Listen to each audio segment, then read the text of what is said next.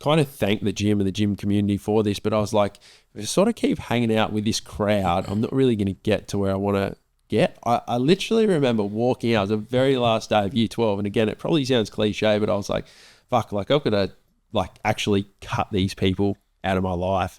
And I sort of reflected back on probably the people that I was referring to, you know, they sort of drank, they smoked, they did all the unhealthy or the poor choices and stuff like that, I guess you would say. And they're still largely in the same position they were back then when we were 18 and what are we now, 26. So that's a few years on.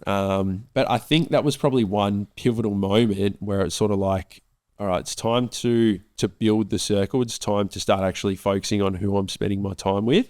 And it's, again, everyone's heard the saying, you're the result or you're the end product of the 5 people you spend the most time with.